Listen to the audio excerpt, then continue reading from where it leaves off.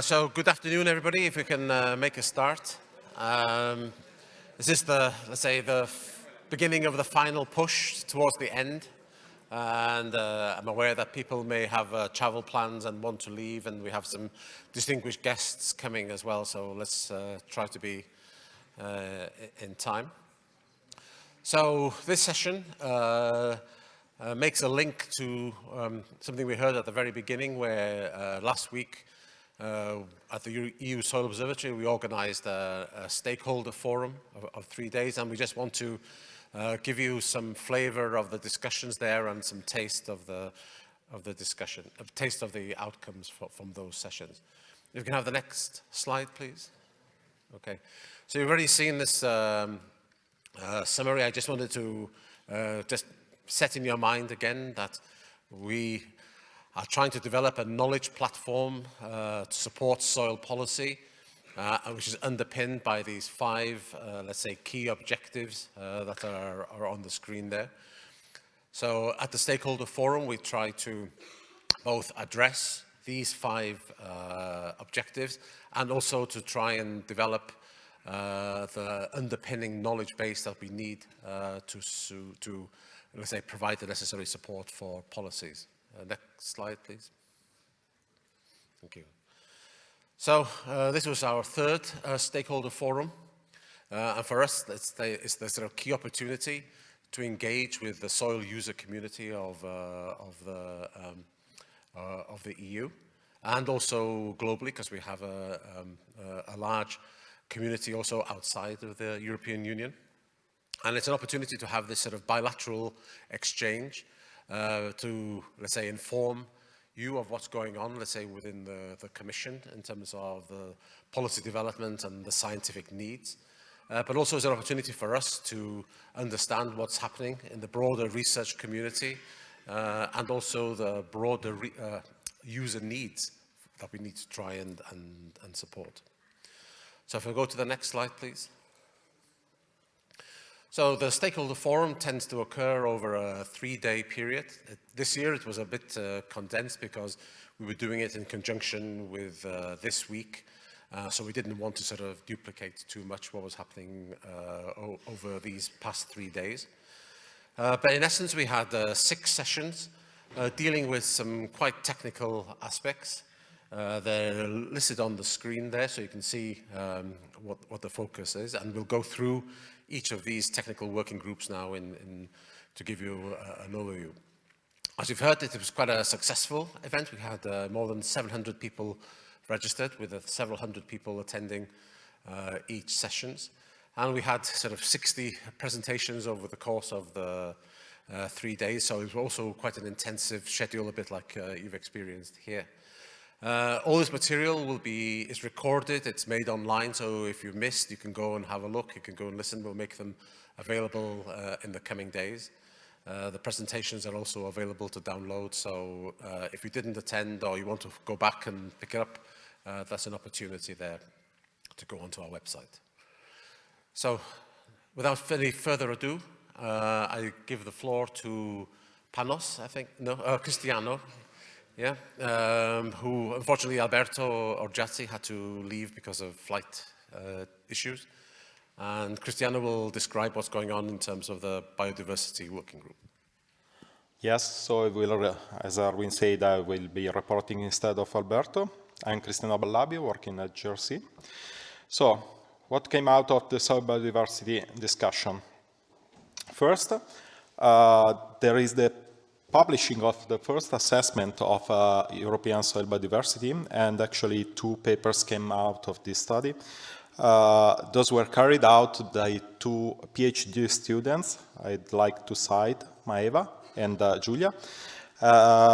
One work on the biodiversity of bacteria and fungi, and Giulia work on biodiversity of, let's say, eukaryotes, animals and protozoa.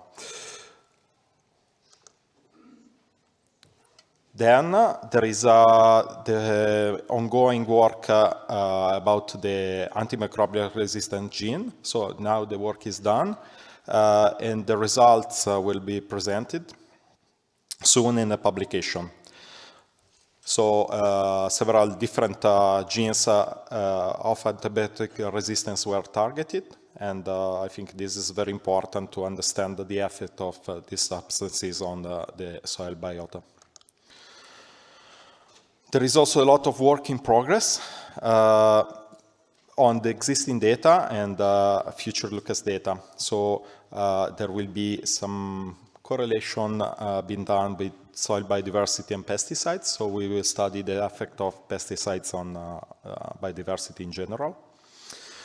Also, the mapping of soil biodiversity is ongoing and is quite advanced. We will be able to present very soon the first maps at European scale of the soil biodiversity for bacteria and fungi. Other things going on are the targeting of different groups compared to what has been done so far, so archaea, and also viruses that are a big unknown in the soil biota.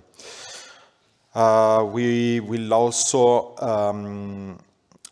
work on the relation on soil biodiversity and primary productivity, and also the effect of climate change scenarios on soil biodiversity. These are all ongoing work being done.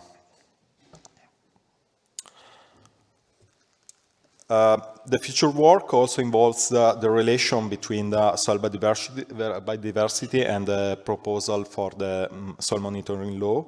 So far, the only, let's say, variable related to biodiversity was the soil basal respiration, which actually is more like about biomass than biodiversity. But a proposal has been put forward to include a more comprehensive assessment of the soil biota. This, of course, will go through a discussion at the European Parliament, and we will see what the outcome will be. Also, there is some future work going on, so we have to see how Lucas Soil Biodiversity Survey can help us in tackle the challenges posed by the directive.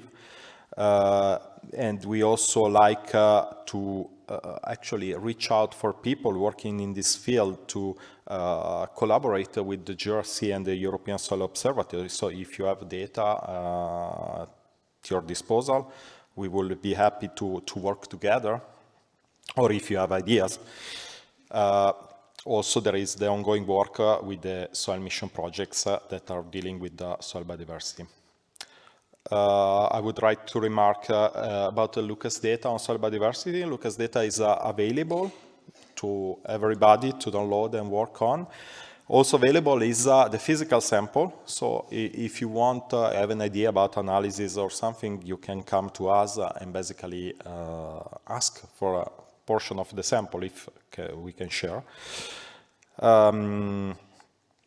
And the goal of all this work being done is that prove that we can put biodiversity in a legislation that is quite innovative and offer methods that can be seen as standardized for the directive. So we need reliable and repeatable methods to measure biodiversity at European scale.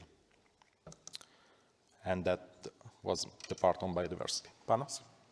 Yeah, so we'll take questions at the end. We'll just go through. So please take note if you have any comments or further queries, and we'll address them all at the end. So yes, next one. Okay, Panos. I'm Panos. I'm responsible for the Soil Erosion Working Group. So the working group has been established in 2021, even if we have a long history in soil erosion. I mean, in GRC, I have produced quite a lot, more than 30 maps and more than 60, 70 publications, but it's not the time to present here. So I will present here the main objectives of the working group, which is to support the needs of the EU policies, so the EU strategy, the biodiversity strategy, the soil mission, and the common agricultural policy, of course, indicators and the soil erosion, to establish a soil erosion community, and of course to contribute with new data and integration of erosion data to other disciplines. We have in this working group 54 members, but of course not everybody is active. There is a limited number of people, around 10 to 15 colleagues who are very active and with this group, we managed to do quite a lot. Of course, there is no funding. It's just a volunteer base, and I think in those 2 years, we have done quite a lot. So here, just the latest state of the art. As I told you before, we have done enormous progress during the last 10 years, producing the latest water erosion, and of course, not only just a map, but also trends on water erosion and indicators. Of course, the wind erosion was an important assessment in 2017. Then in 2019, the loss by crop harvesting, and 2022, the tillage erosion. And an important milestone here was when we sum up all these processes to show the potential multi-process soil displacement. And it's important to show that it's not only water erosion the main problem in Europe. Of course, it's the main problem, but it's not only water erosion. We should see also the other processes. Of course, we have limited spatial knowledge about gully erosion and piping erosion, and we address this in the working group. And with colleagues, we hope that in the next years we can work addressing those two processes as well, and of course, summing up with the other processes and making progress on this. Another topic that came in the working group was the costs of soil erosion. Why the cost of soil erosion? Here you can see erosion has on-site effects like crop yield losses, reduction of plant area, damage to plantation, but also costs paid by the citizen like sedimentation, flooding, destruction of infrastructure, etc. And since we have, I showed you this morning, quite a lot of interaction and support to the proposed directive, we have seen a gap there. The gap was that we had limited studies. Studies means scientific studies that included economical aspects of soil loss or other processes or other soil threats. So it's important when you propose a law to present some numbers to say what this costs for the citizen. So the quantifiable cost of no action in the impact assessment were between 16.5 and 68 billion per year. It's quite a large range. And as I told you, we have a lack of precise estimates on what's the cost of land degradation. So based on this, we try to estimate what is the cost of sedimentation, because previously we had done an estimation of what is the impact of erosion in crop yields. But here we'd like to see the costs of sedimentation. And with this working group, 15 experts from different countries, data coming from 20 countries, we did a review, and we tried with two different methodologies to estimate more or less how much is the cost of sedimentation, what is the impact to the dams, etc. So we involved also the International Committee of Large Dams, and it's a nice work that currently under review. And just to give you a flavor, the cost can be between 2.3 euro annually. We speak about 5,000 reservoirs, but the cost can increase significantly if we take into account all the processes, I mean, including the also landslides. So it's important somehow to give this, to have reviewed these numbers and to be more precise when doing this assessment. Another important achievement in the working group was the first European sediments database.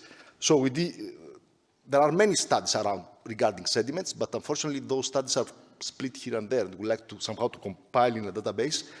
And with many colleagues around Europe, we have compiled this nice database, the EUSO collab, and we have presented the scientific insights.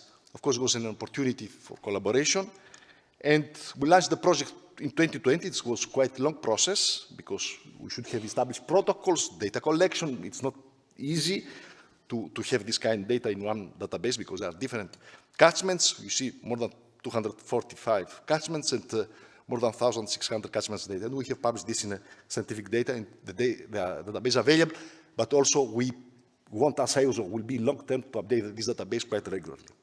Another topic that we touch in the working group is a call for plot data, because also similar to the sediments data, the plot data are sparsely available here and there, or some scientists have in their cupboards, or they may be lost. So we have called publicly who has plot data to contribute in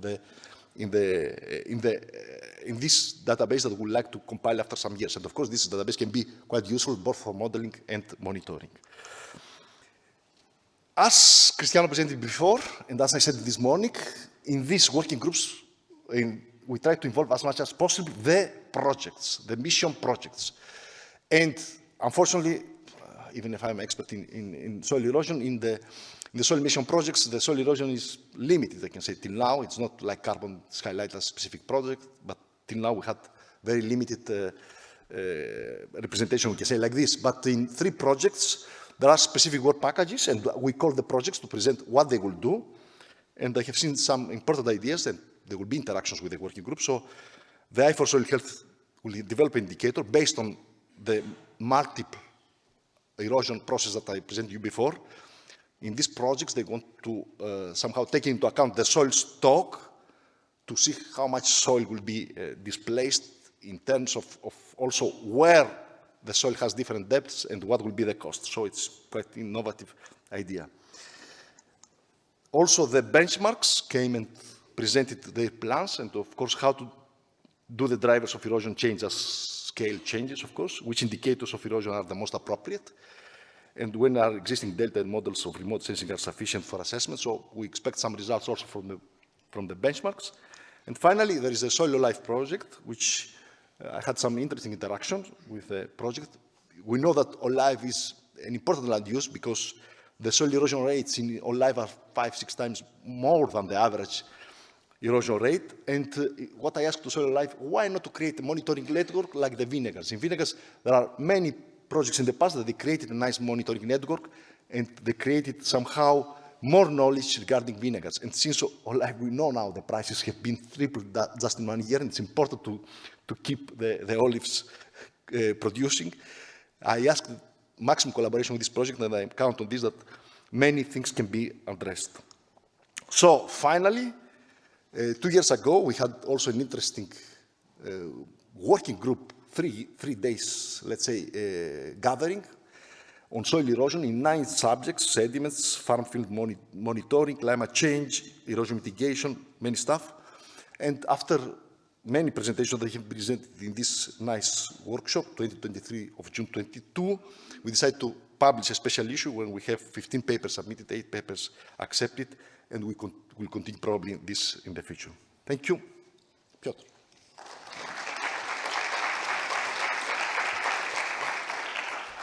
So the next presentation will be by Piotr on the soil pollution. Thank you very much. It's a pleasure to be here.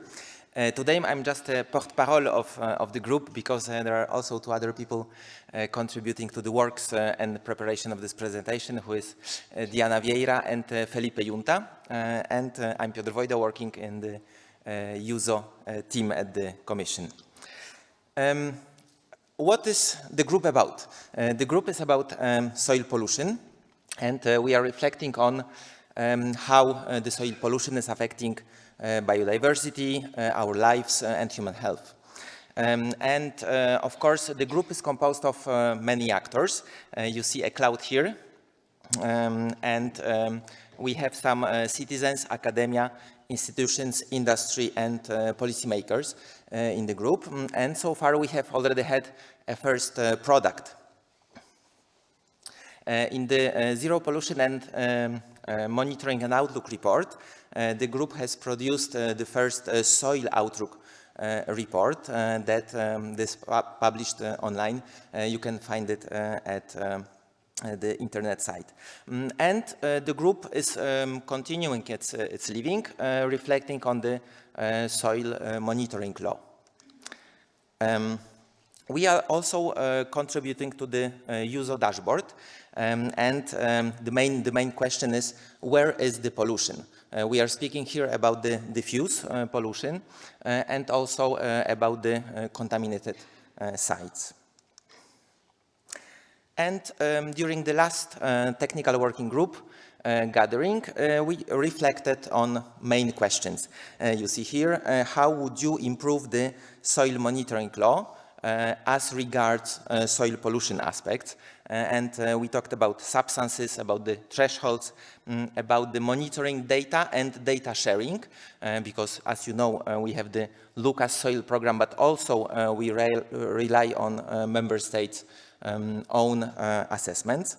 And the second question was, what should be the EUSO soil dashboard priorities?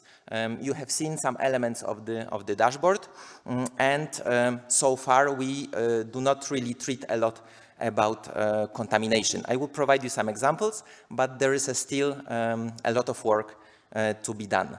Also another one, contaminated sites. Why not to gather information from the member states that is distributed in one central place?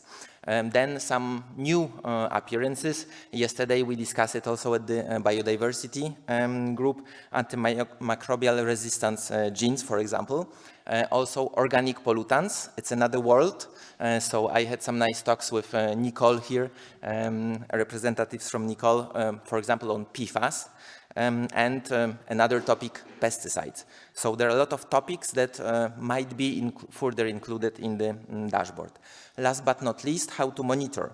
We are talking about the LUCAS, of course, and then national monitoring schemes about GEMAS. So there are monitoring frameworks that we would like maybe to integrate in one platform, or at least make them interoperable. In the technical working group, we recently discussed on, let's say, two groups of topics. First one was focused on more international dimension, where the first presentation given by Pia Kocik was a reflection on how the European Soil Monitoring Law could be an effective instrument for the protection of terrestrial ecosystems. We think that it's a good instrument. However, it must further reflection must be made on suitable indicators, on prioritization of those indicators, and the discussions was also in the direction of the polluter pays principle. The second big overview presentation was provided by Sergei Sustinov from the FAO on the Global Soil Partnership and the soil indicators when it comes to the assessment of soil pollution. And then he presented the methods and also the guidelines on how to navigate technicians, stakeholders, government representatives to identify soil pollution and then to remediate it. The last presentation provided also an overview on the industrial point of view when it comes to the soil monitoring law. We reflected on the health of industrial soils. Of course, industry is very interested also in going towards the healthy soils. However, because of specificity of the soils, because of the history, current use, and maybe also the future use of those soils, some of the elements and indicators might be very challenging. Last but not least, the reuse and circularity of the soils were also discussed to limit the landfilling of soils. Then we focused on some more precise aspects and provided some examples of how to treat the contaminated sites. And the example was given by our Slovak colleagues, where they are using 5 main pillars of management of the contaminated sites. So they have a proper legislation, they have also the registries, and they also are raising public awareness about the contaminated sites. A very hot topic these days, pesticides, were also discussed as one example of the pollutants, and especially the mixture of pesticides that are present in soils and also in the farmers' houses. So the study was presented by Vera, Silvia, and then it, of course, engaged a lot of discussion. Here, the last presentation of the technical working group on pollution was about new or maybe recycled methods of monitoring of pollution, or maybe using other methods in this for the first time. I know that the, as you know, the soil monitoring law is calling for remote sensing use for characterizing the soil pollution. And here we have an example of the use of that techniques. We have had a lot of discussions on the chat and then also online, focusing on indicators, groups of pollutants, polluters pays principle, heavy metals, pesticides, ISO standards, for monitoring and emerging contaminants. I will also provide you some more example about this and about the risk assessment. In-house, we also have a lot of studies on soil pollution. I promised you to give you some examples, so here they are. We are, of course, using the Lucas Topsoil dataset, and we analyze it and provide the European view on soil pollution. You see some examples here. You can go also on site and see more details and read the papers. And the examples are provided by the EUSO dashboard, especially on copper, zinc, and mercury. So please go and visit our website for further details. For the sake of time, I will skip the slide, but it will be then published for you, because what I would like to reflect on what the group can do next in the future. So we have the key challenges. We have to reflect strategically on the best platform or channel for interactions. So far we have had for 2 years our meetings online, so maybe it's also good to meet in person and to go ahead. Then we need also a strategic approach on going out from the academic world, because we need also to support the policy. So this transition must be made. And we hope that all the soil mission projects will provide additional inputs on this topic.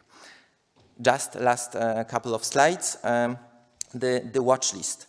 The watch list in the legislation, we will need a list of substances that we have to monitor regularly, and we also need a mechanism of the watch list to see how to treat the emerging pollutants that we don't know yet. So we have been working on this watch list with the technical working group. And so far, we have proposed a methodology of the watch list, so identifying the substances of concern that are present in the European soils that we know a little bit about, so that these substances could be regularly monitored, and also emerging pollutants that were identified somewhere present the risk, and we don't have enough evidence to establish them, so they have to be placed on the watch list. So these mechanisms are very similar to the Water Framework Directive. And on the right-hand side, you see that in this conceptual structure, we would like to provide a transition between the scientific evidence and policy to close the cycle. Take-home messages. We are filling the gap on soil pollution. We are working on the soil health assessment in the EU, where the pollution is taken, of course, into account. And we need to be reactive on the developments of the Monitoring and Resilience Directive. On soil, we need to provide new elements to the dashboard and collaborate more. Thank you.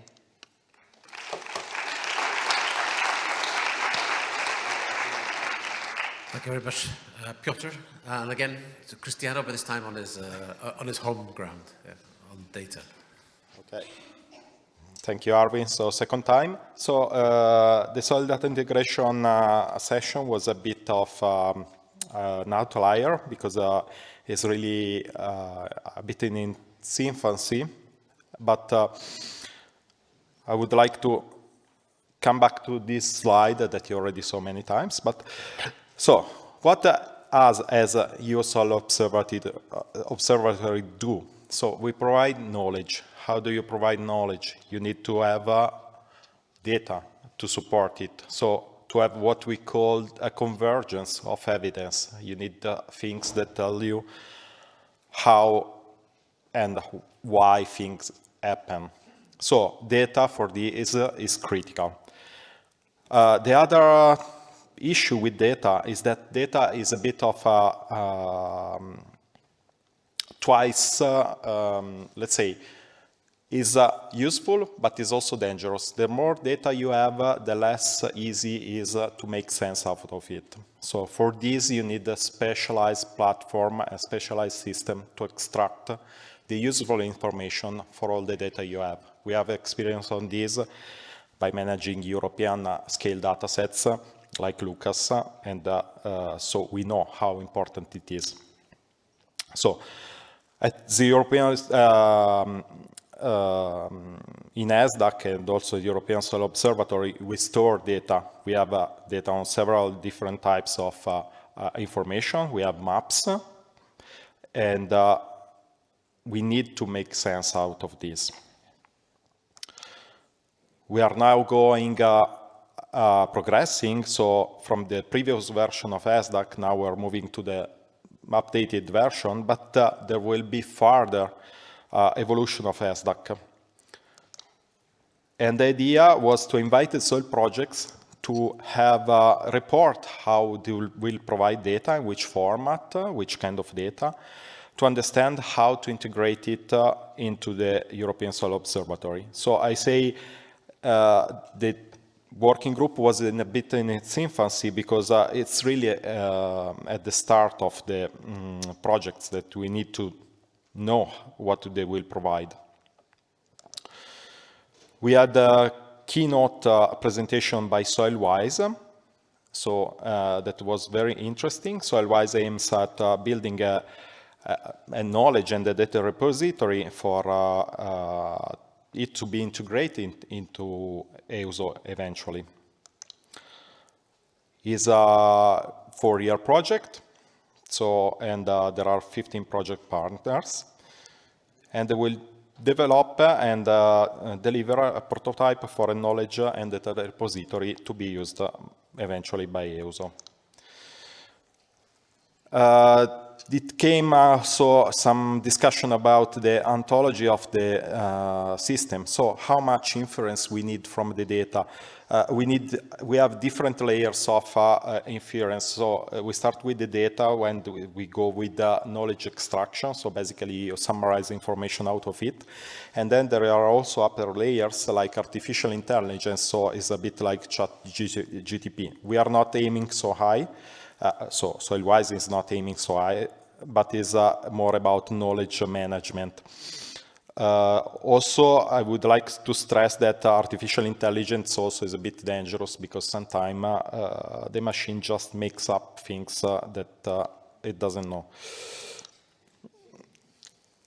So the structure of the Soilwise is basically to integrate all the different type of soil data coming from the projects and to provide useful information and to store it.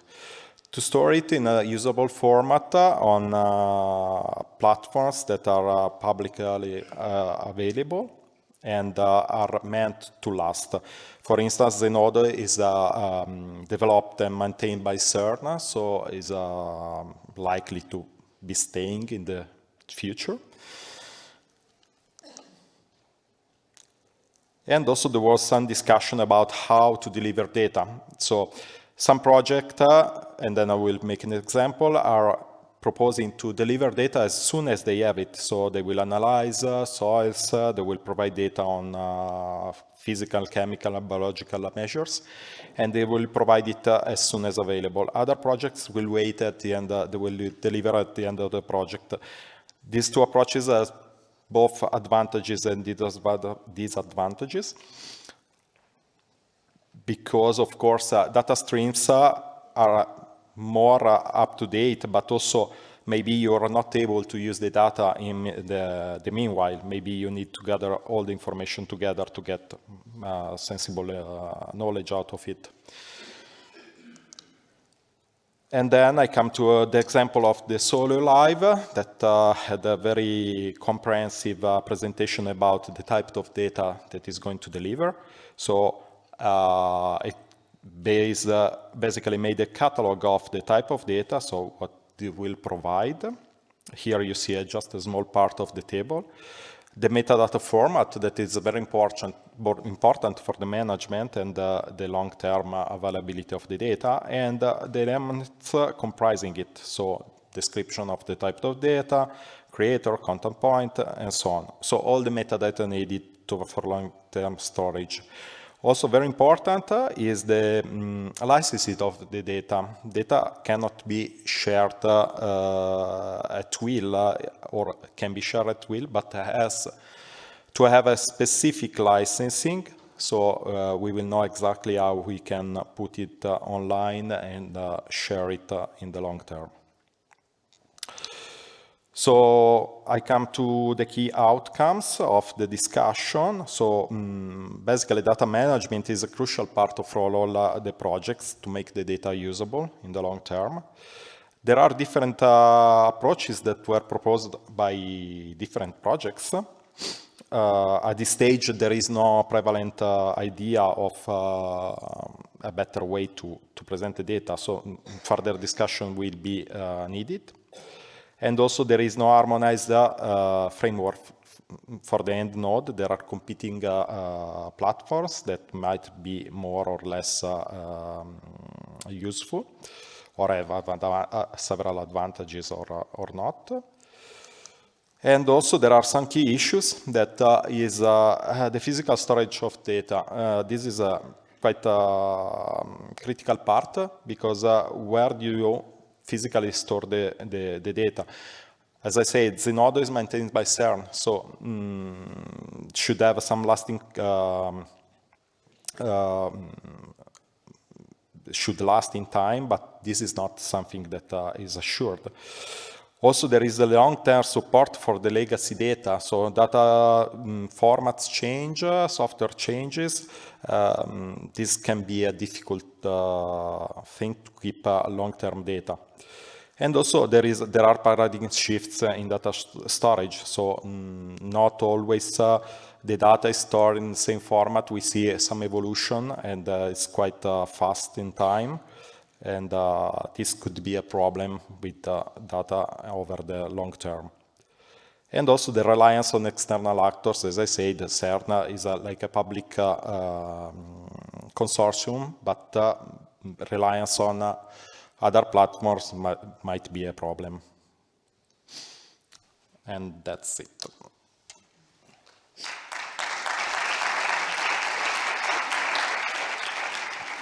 Thank you very much, Cristiano. And the penultimate presentation is by Cristina, who will talk about the Soil Carbon Working Group. Yes, I'm going to present the outcomes of the Working Group on Soil Carbon that I co-chair with my colleague Elise by Endik. Is online today, following us. Let me just start by saying that the European Commission is an example of investment on soil research in general. We have this review that we just published last month when we see the increasing amount of the number of projects and the funding for those projects on soil carbon in the European Commission through the different framework programs for research and innovation. So more than 1 billion euros and more than 1,000 projects. So when we analyze all those projects, and it's in the graph below with the colors, we see that climate change has had an increased attention on soil carbon research. And in H 2020, so the former framework program, climate change and soil projects related to climate change accounting for almost 40% of all the projects.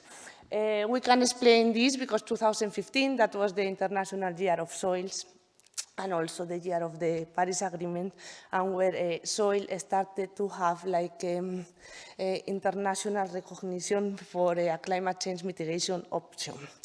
We see that this tendency is going to continue, given the important role of soil health in the carbon cycle. So this will keep growing, and we have seen that the investments in the soil mission on soil research. So we imagine that this will continue.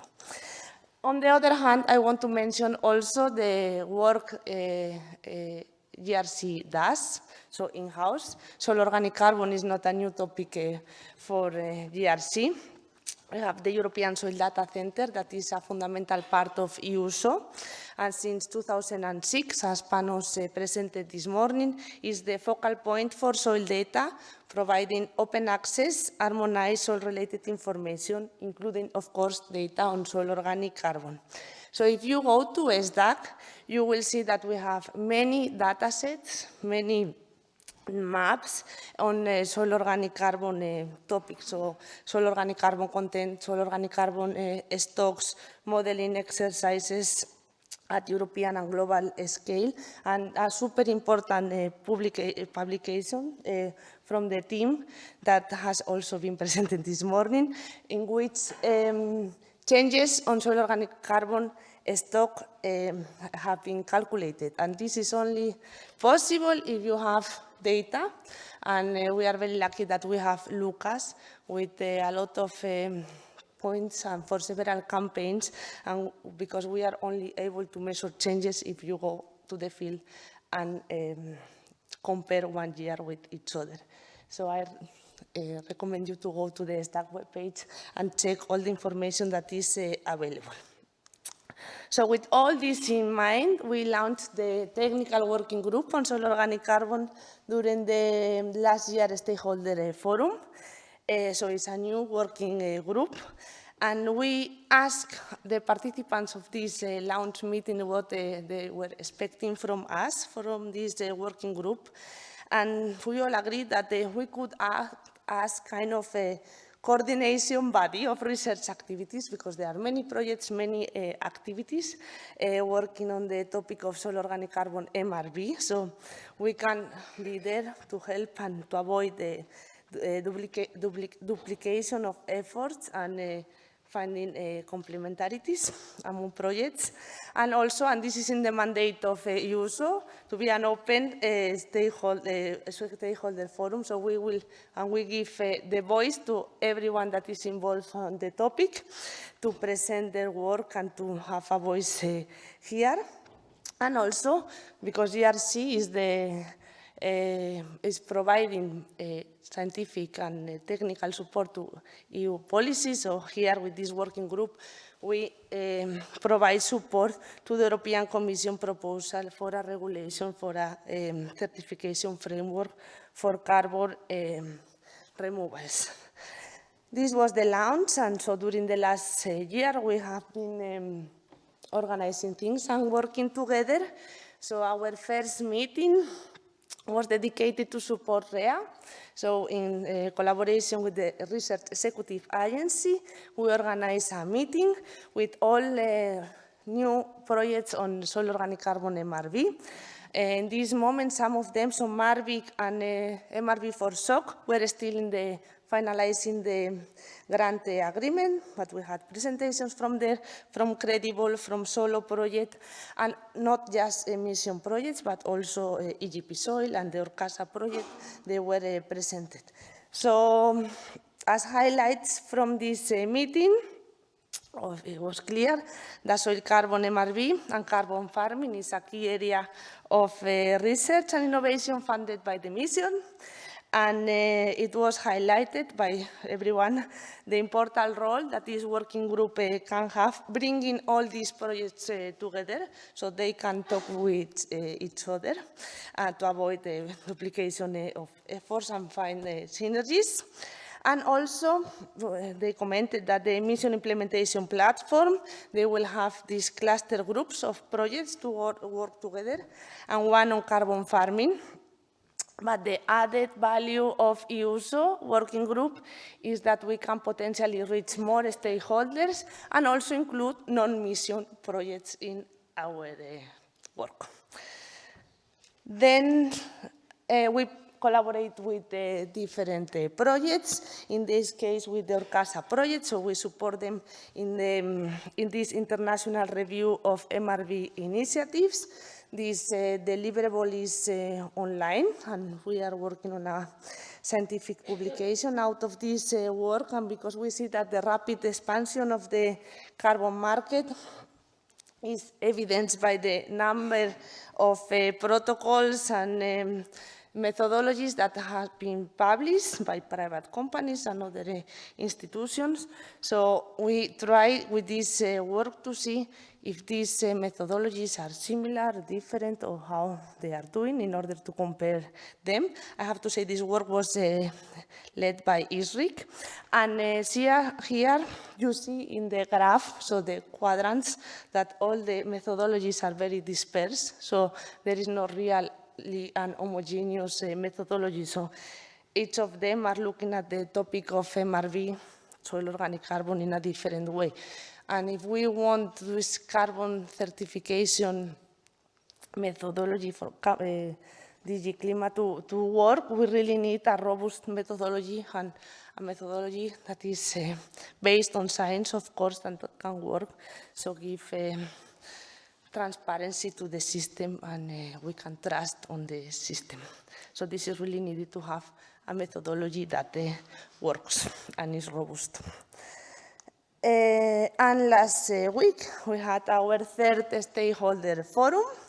And in this case, we dedicated the work to support the AGRI. So we asked, how can research and innovation support the European Commission proposal for a carbon removal certification?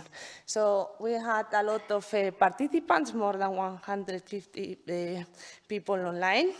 And we had updates from DG Clima on the carbon removal certification, so where they are in the process, how the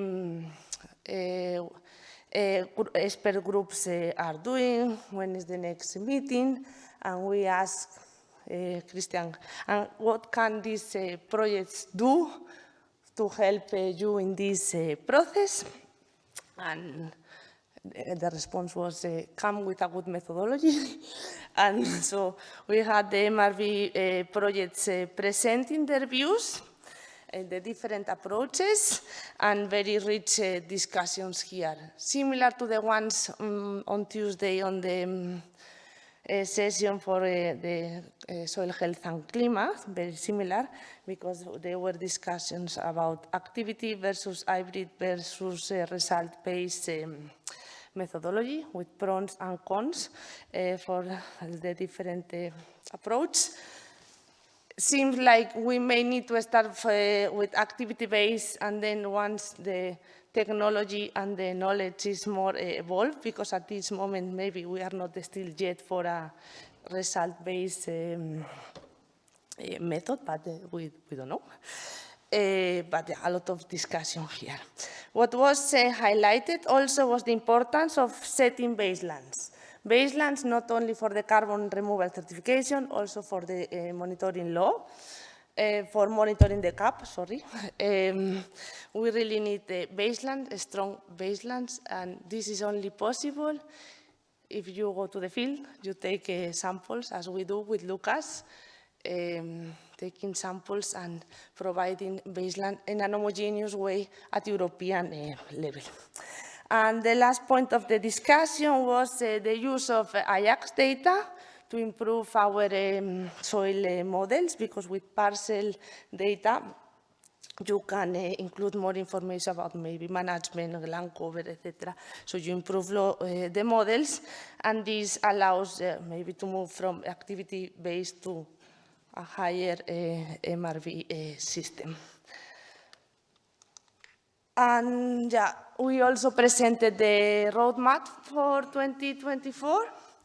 We will keep providing collaboration, networking, policy updates, carbon farming, etc. We will keep participating in and supporting Horizon Europe projects as much as we can. MRV for SOC, also Circasa, and other projects that may come, a new or credible project. And here, building on the erosion working group, we will also like to organize mini conference to assess the state of knowledge on soil carbon for policymakers. We plan to drop a bit the MRV part of the working group, so keep working on carbon, because we want to know more about inorganic carbon, more about organic soils, more about many things.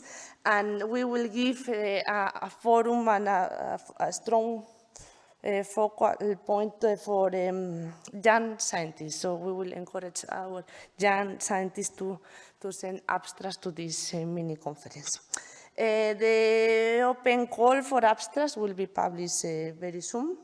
So I recommend you to subscribe to our mailing list that has this is there, and says you send an email and say, I want to be part of this mailing list, and you will learn not just from the Carbon Working Group, but from the EUSO activities.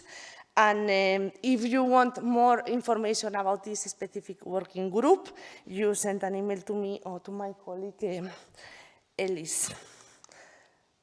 Oh, yeah, and that's all. Thank you.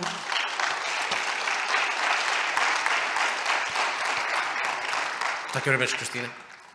And we'll move on now to the final presentation. I'll take a sort of chair prerogative to do it sitting down rather than climbing again. So yes, I want to just give you a quick overview of the work that was being done under the soil monitoring working group. Could you just move to the next slide, please? Okay. Unfortunately, due to circumstances beyond our control, the usual focus on soil monitoring couldn't be done for this stakeholder forum, so we decided to have a change and to put a specific focus on the potential of collecting data through citizen science initiatives and to see what the methodological aspects that had to be considered in designing a citizen science program and how they could then feed into, let's say, the more traditional approaches such as LUCAS and national soil monitoring system, and also as an alternative data flow into the ESDAC potential framework.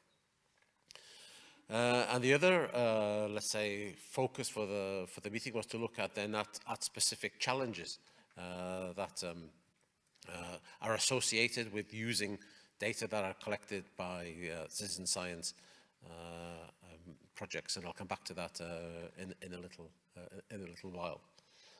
So we had a range of contributions looking at sort of research foundations, very strong component obviously from the mission, because there is a specific project funded by the mission on citizen science, which is ECHO, and you heard while it was presented in the foyer yesterday. And we also looked at different case studies that have been carried out in the past, predominantly at local or national scales, and to see how we could take lessons from these activities in the past and then feed them into projects like ECHO and also into our broader concept of soil monitoring. So we had over 100 participants, and a very interesting range of, let's say, discussions and presentations. Go, just move to the next slide, please. Thank you. And basically, I think the group concluded that, that citizen science have a valuable role to play in collecting data. They can provide very targeted, let's say, focus. They engage people, and that's part of the whole process about raising awareness of the values of soils amongst a society.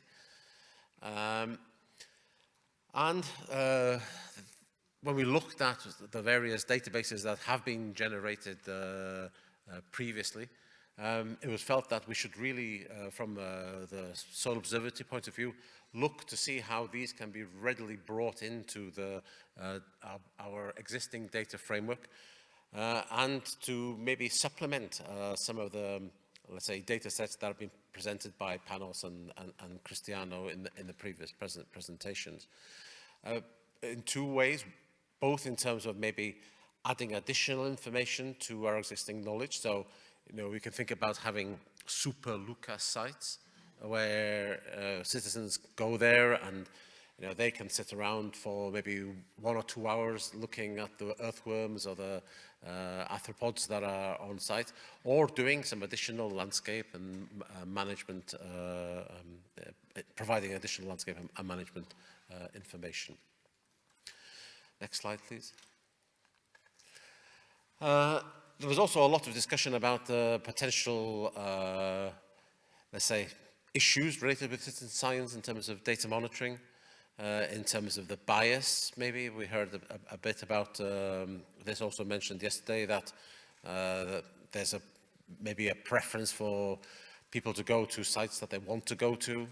Maybe they'll have a focus on agricultural land. Maybe there'll be an over focus on urban environments, because that's where people are. So to try and broaden, let's say, the reach of citizen science. Also, maybe there's a lack of interest maybe in some specific issues.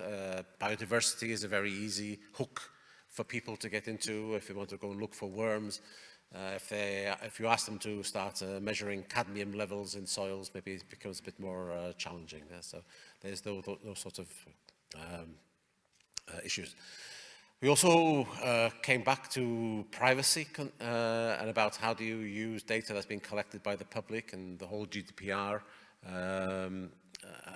about the use of personal data and other people collecting data about soil, which are in many countries regarded as a private resource.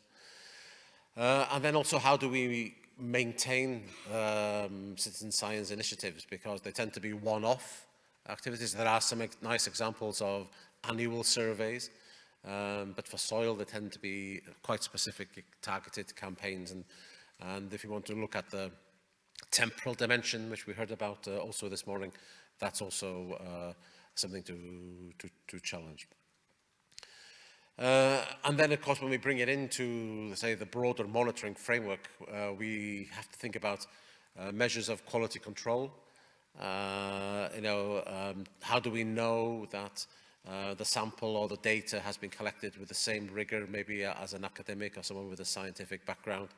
How do you know that the sample has really been collected from where they say it is, and things like this? So there's a whole set of maybe data cleanup or data quality control, quality assurance procedures that have to be developed really to be sure that we can really have the sense that the data being collected by citizen science are robust in the same way maybe as other programs. The next slide, please. So finally, the next steps that we concluded with, let's say, the forum workshop was that indeed that we would like to develop and strengthen this community that's dealing with citizen science in terms of a unique data collection pool. And obviously we want to build on what the ECHO program project is doing. They have a specific target in terms of their project outcomes, but there are other citizen science initiatives out there that maybe are not necessarily directly focusing on soil, but have a real strong link. So in terms of the broader nature and biodiversity focus, and we need to be able to maybe to bring those into the soil discussions as well. So we will look to harvest now. So the ECHO project is actually making an inventory of previous soil-related citizen science campaigns, and we'll investigate the potential to bring these data then into the EUSO domain, and also to maybe to provide a broader access potential to some of these data which maybe haven't been exploited enough in the past. As part of the build-up for the forum, we also invited people to make a series of presentations to present the work that they were doing in relation to monitoring. Unfortunately, we couldn't quite arrange ourselves to do this, so we have a real wealth of proposals, and so in the new year we will arrange, let's say, a dedicated session of the monitoring group to allow these presentations to be made available, and so we would invite you to join us for that session probably in end of January, February or something like this. And in the spring, we would like to, let's say, organize potentially with EJP Soil a webinar workshop on specifically the monitoring elements within the soil monitoring law, but perhaps with a reflection of the use of feedback that's happening now in terms of the, also in terms of the, let's say, reflections from the European Parliament, from the Court of Court of Auditors, from the Committee of Regions, and also from the various letters that have been circulated and developed with reflections on those, so we can, let's say, have a discussion on the merits of some of the proposals and amendments that are being suggested in relation to the soil monitoring law.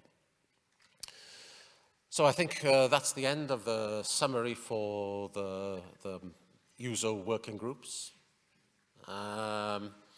Before we move to maybe some questions and answer session, I just wanted to maybe highlight that I hope that you see that these working groups are acting as really integrating processes.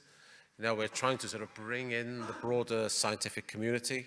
We're definitely wanting to bring in the mission projects because we see them as a very important development of the science base for these activities.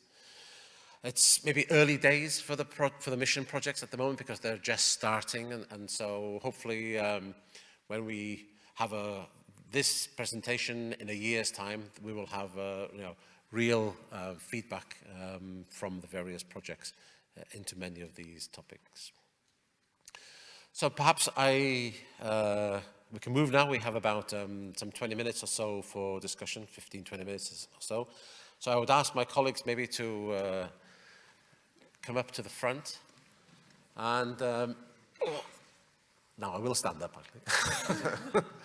I have to move a bit. So I see that there are some interesting questions already from the Slido community online, and if you are online, please feel free to add a few more, but perhaps we can start if there are any specific questions from the audience. Yes, please. Yes, yeah.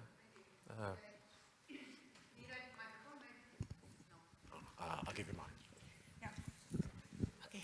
Thank you. So I'm Liisa Pietola from Soil Mission Board, soil scientist, and actually my question is about soil pollutants and for Dr. Wojcia. I saw in the list of pollutants many essential plant nutrients like potassium, magnesium, also zinc. I know that it can be toxic, but how do you deal with this role of certain elements as essential plant nutrients? So that would be very good to communicate also for people for better understanding that not all elements are not toxic in your list. Thank you. Okay. Thank you very much for this comment. Indeed, not all the substances are toxic, and they are also needed in the cycle of the plants and nutrients. And the Commission has also launched a lot of studies in the program about nutrients management. So we are collaborating together with DG AGRI on those issues, and we have also our in-house study on the nutrients assessment. So maybe, I don't know if Panos, because you participated also in this study, maybe you can provide some more details. Regarding nutrients, of course, we try to estimate the budget. I gave you the morning example of phosphorus because it's important for the farm to fork. There is this overall objective to reduce the nutrient losses by 20%. From the farm to fork, and of course they ask us different scenarios based on the baselines that we have now. If we reduce nutrient inputs, I mean, if we reduce phosphorus inputs by X%, what will be the impact in crop yields? So we run these kind of scenarios. Of course, by reducing the nutrient inputs, you will have many positive effects, but sometimes we can have negative effects in yield. So we are obliged somehow to see also what's the best way, where is the best balance. Okay, please.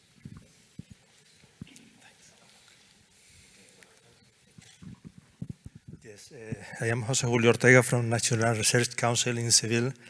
Another question on chemical pollution. I was glad to see the word bioavailability and in your task, and because we know that total concentrations are not giving you the right, the realistic idea of risk, so which is the bioavailable. But I was surprised in the monitoring law not to see organic chemicals and methods for measuring the bioavailability of these pollutants only for trace elements. I was wondering if your working group is considering also including this type of methodologies in your negotiations, you know, with the legal bodies. Okay, thank you for the interest when it comes to the pollutants. Indeed, we have some specialists in our group working on the bioavailability of pollutants because we would like to work more on the soil properties. So that is why this subject is becoming very much important. And for the time being, the group has not focused yet on the organic pollutants.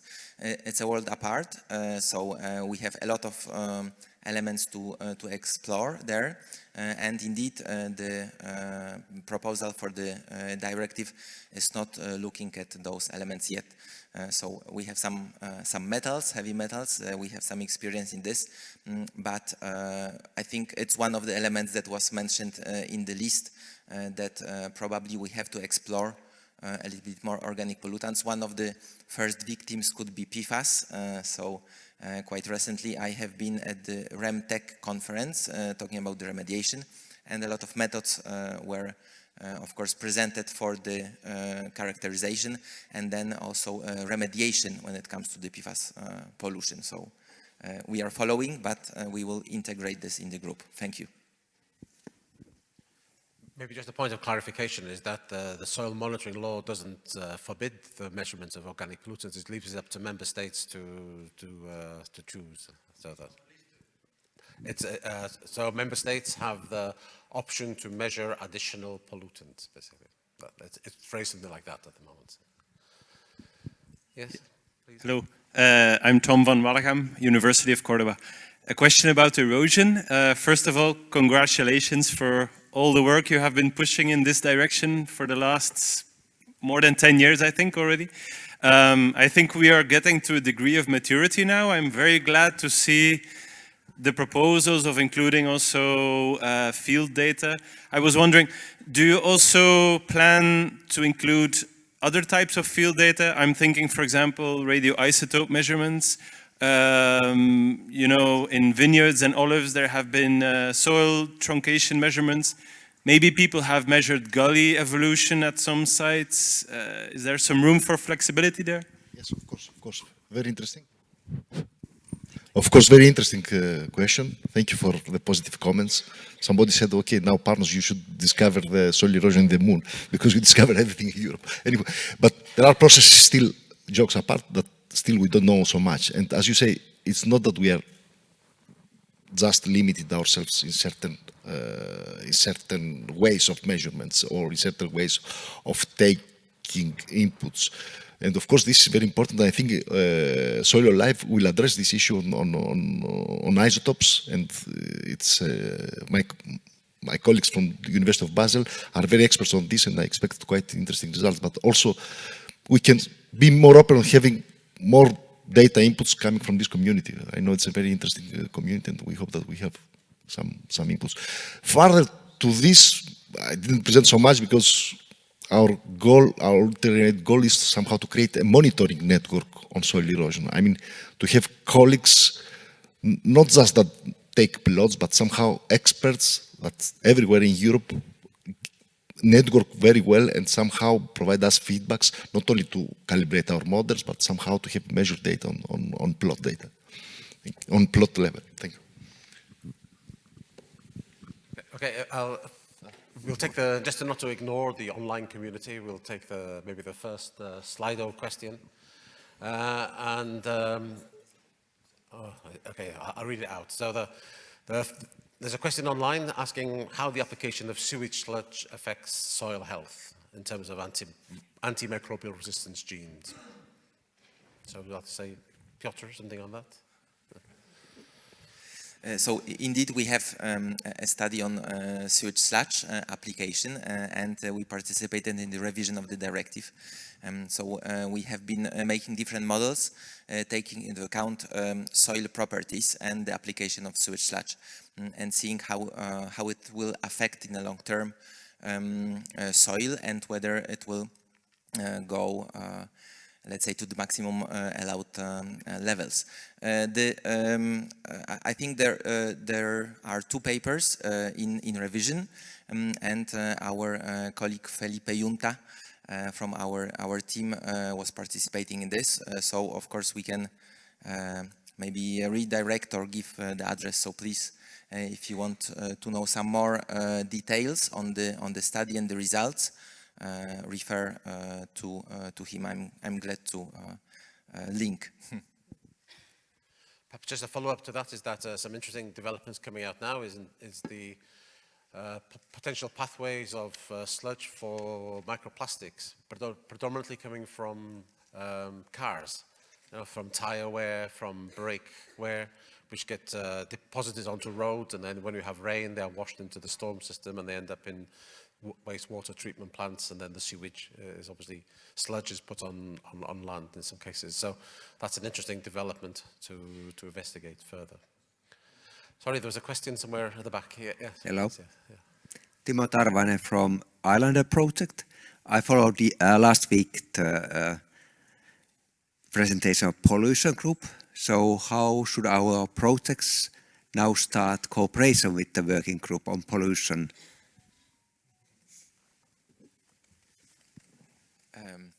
I think that's a strategic question. I think we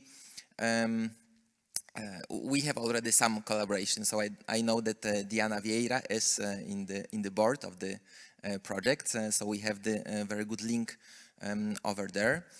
And we are, of course, looking at different examples. I know that you have different test sites and different kinds of pollution that you will be treating.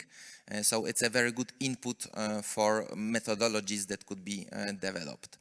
So we count on you in developing those methodologies. Then our interest is also at enlarging those methodologies and some results at the European scale. So hopefully with maybe new Lucas pollution module that is somewhere there in the making, will be able to trace better pollution at the European scale, and then being able to apply your methodologies. So I think that when it comes to the collaboration, I think that we have to probably engage more at this platform. So we are happy to continue the discussions. And maybe if time allows and priorities are okay, we can also participate in some of your meetings as we have been doing so far. Thank you very much. Thank you, Piotr. Thank you. Ana de la Torre from INIA-CSIC. So my question is also related to antimicrobial resistances. That is a very relevant social issue. So my question is, we know that the antimicrobial resistant genes are released in soil through the organic amendment of animal manure and sludge, but we also know that the residuals of antibiotics or any other antimicrobials appears in this kind of organic amendment, but because only a part of these antibiotics are metabolized by human or animals and the rest are present in the organic amendments. And my question is if we you are considering the possibility to include in the watch list antimicrobials, not only antimicrobial genes, resistant genes. Thank you. Thank you very much for this question, Anna. Indeed, it's a growing problem also when we apply sewage sludge, and we have to deal with it. I think it's a very good candidate for the watch list because our knowledge is quite fragmented.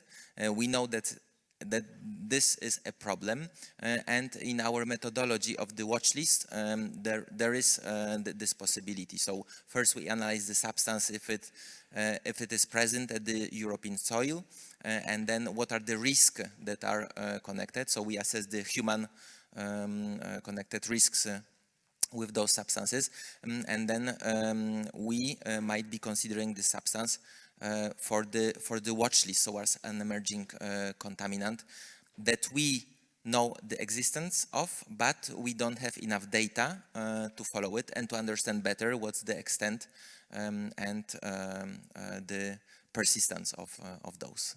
Thank you. So just to follow up, we are working on a report on AMR as measured from the Lucas soils campaign. We have a limited number of samples which we've tried to measure, and that should be released early next year, should we say, something like that. Okay. Are there any other, Fanny?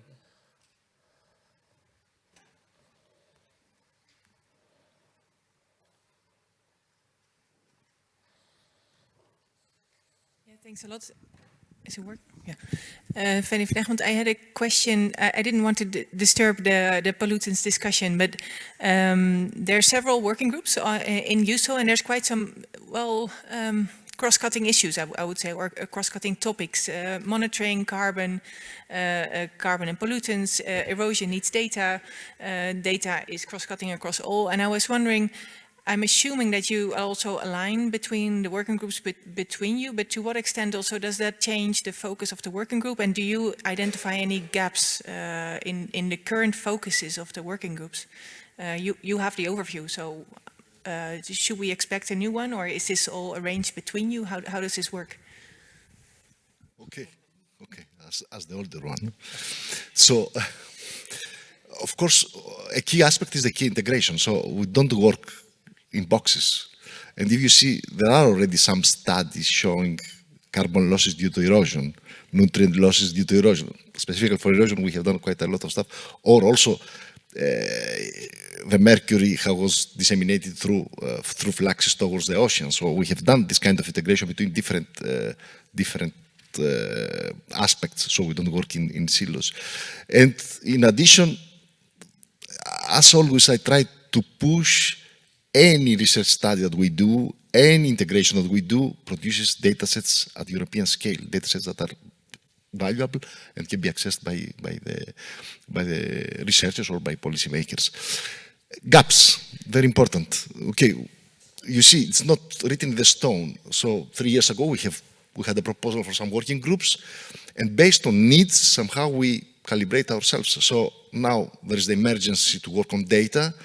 This working group before was with data harmonization. We had a lot of discussion. We have been involved in Inspire, etc. But now I see the emergency on how to better collaborate with the soil mission projects, with SoilWise to do this infrastructure.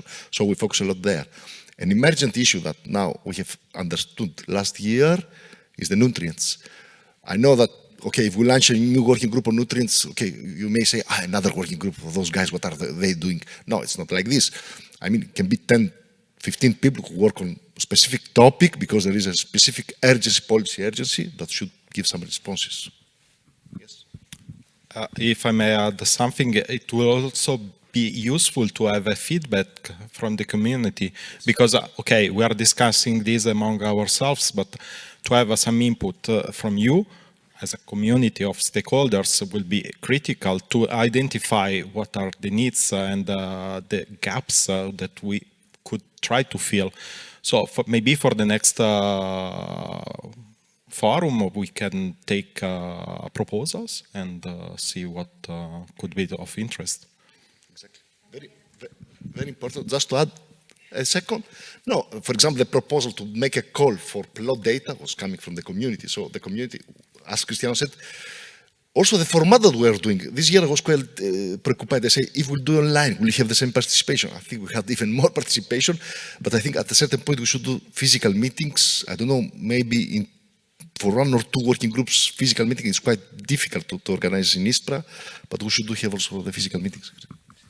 No, just to add here, also the working group on carbon is a new one from last year, so was not at the beginning. The needs on policy to support the carbon removal certification, so we are evolving. And of course, we talk with each other because we are the same team. Just to ask if one of your roles in these working groups is to help us assess when a technology can or can't do what a lot of people are pressurizing us to do. So I've been talking with various people and they say, oh, in America, they're just doing Earth observation. It does everything. That was from a colleague in the room. And sensors. So is one of your jobs to help us say when a technology, what it can and what it can't do, whether it can actually do change rather than stock, which is one of the things that I keep really struggling with, that a lot of the methods are great at mapping but not detecting change. Is this, are those new technologies embedded in each one of the groups rather than overall?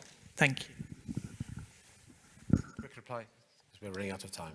Okay, maybe I can answer about the Earth observation, because I have experience in this. As you were saying, and there was a lot of discussion, Earth observation can solve some of the issues with monitoring and assessing soil properties, but it's not a silver bullet. So several things need to be measured in the ground. But to tell this, we can tell from our experience. So we are not like bringing some superior knowledge about this topic. We are scientists, so we know by experience what works, what doesn't. But regarding our experience, so I can tell you, I can map this or that property, soil property, efficiently by using field data and Earth observation. But of course, we are not all-knowing. We are limited in our knowledge. We are still human. I think we'll stop there, actually, because I think our distinguished guests have arrived and we're moving to the closing part of the day. So can I please thank very much my colleagues for their contribution.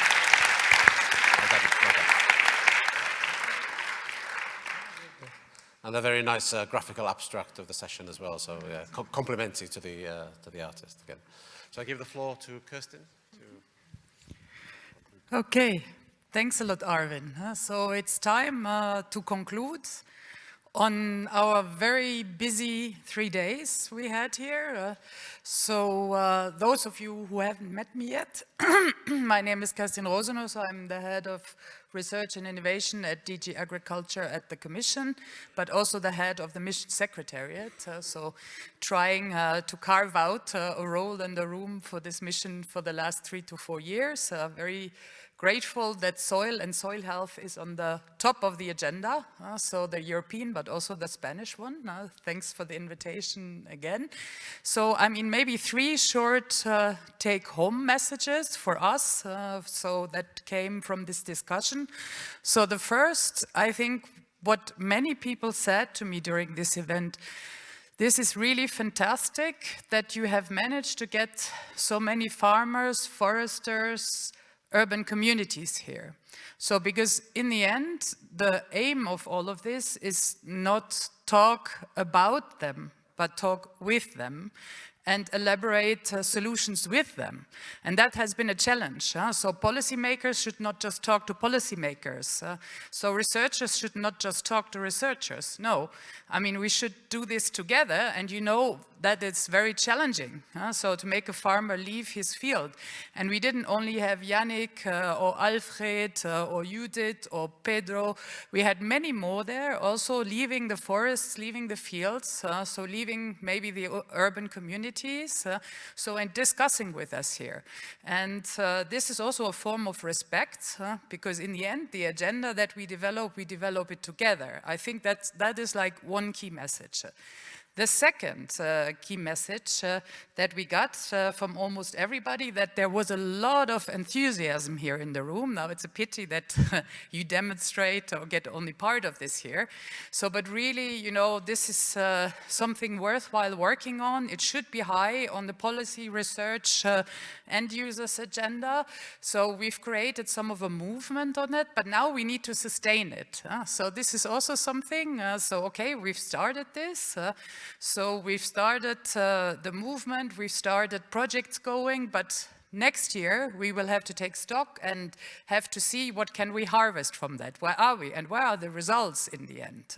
And it was said, so also by the Vice President of CSIC in the beginning, so science policy interface and the interfaces, we can do a lot, but we can also not be naive. We have to be really realistic about what we can achieve. And the last take-home messages for us also to drive this further, the Living Lab and Lighthouses approach seem to be going into the right direction. We really have to make sure that we get this going and that we achieve some real impact on the field with our not monologue, dialogue, but multilogue that we have started and that we really want to sustain also in the next year to come. So this is a little bit in terms of a short pre-conclusion. So now it's also time to thank for this wonderful 3 days.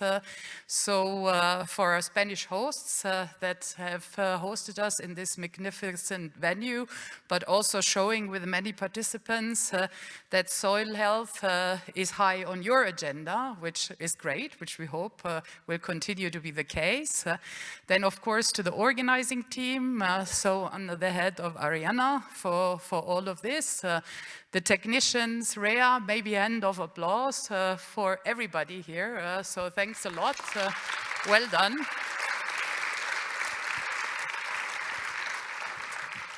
And now with this, so we come to the closing words. So first of all, I think we will listen to a video message from Sala Sastamoinen, so the Deputy Director-General of the GRC, who will tell us a little bit in terms of her words, the messages that she wants to give us to take home after these 3 days. So it will be over to Sala, I hope.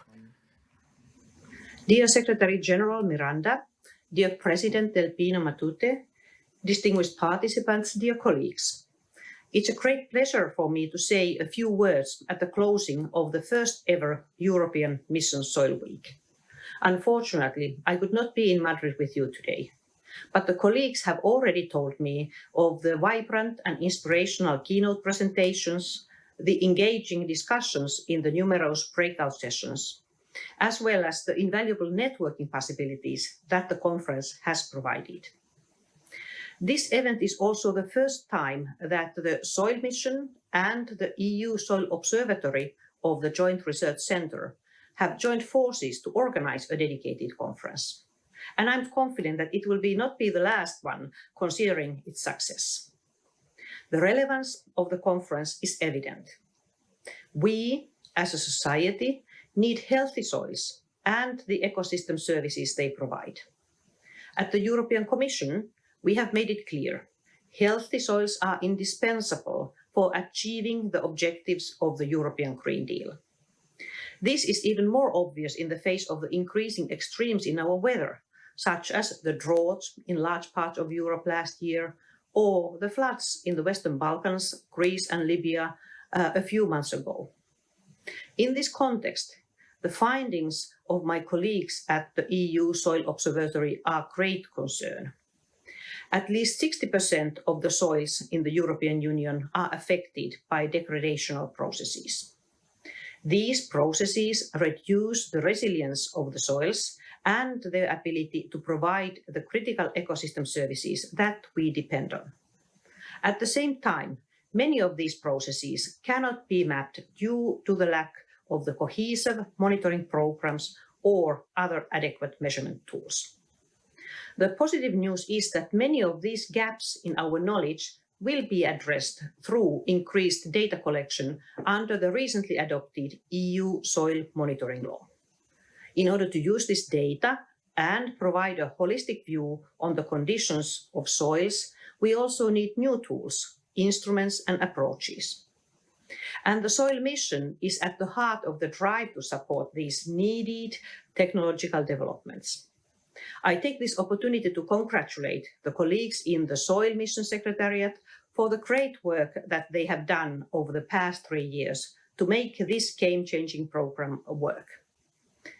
The mission provides us with the opportunity and, more importantly, the means to take concrete actions to support a sustainable and nutritious food production system, a system that works for citizens in Europe and across the world. At the same time, it must also mitigate the effects of climate change and enhance biodiversity, delivering the bio-based circular economy that we strive for.